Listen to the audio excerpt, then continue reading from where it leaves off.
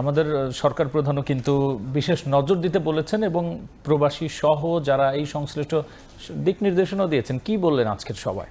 রাবি, আপনি জানেন যে পুরো মধ্যপ্রাচ্যে কিন্তু লাখ লাখ প্রবাসী বাংলাদেশি অবস্থান করছে। তারাও কিন্তু আতঙ্কে রয়েছেন। আমাদের কাছে কিছু তথ্য আছে, আমরা একটু যদি দেখি যে আমিরাতে আমরা জানি যে এক বাংলাদেশি নিহত হয়েছেন ইরানের হামলায়। কুয়েতে আহত হয়েছেন 4 জন। প্রবাসীদের নিরাপত্তায় সর্বোচ্চ গুরুত্ব দিতে বলেছেন প্রধানমন্ত্রী তারেক রহমান।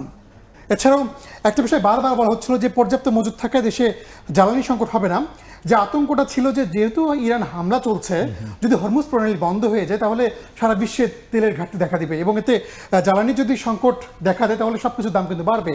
যদিও আমি একটু আগে বলছিলাম আপনাকে যে ইরানের পররাষ্ট্রমন্ত্রী বলেছেন যে কোনো ধরনের সমস্যা হবে না, আগেও যেভাবে চলতো এখনও ঠিক সেভাবেই চলবে এই হরমুজ প্রণালী। তো রাব্বি, এই ছিল আমার কাছে সবশেষ।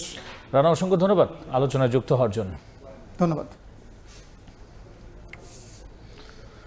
ইরানে যুক্তরাষ্ট্র ইসরায়েলের আগ্রাসন, একই সাথে বিশ্ব পরিক্রমা এবং একই সাথে বাংলাদেশে কি প্রভাব পড়তে পারে এবং বিশ্বের সার্বিক পরিস্থিতি, প্রতিক্রিয়া, এসব নিয়ে আলোচনায় যুক্ত হয়েছিলেন সহকর্মী রায়হানুল রানা।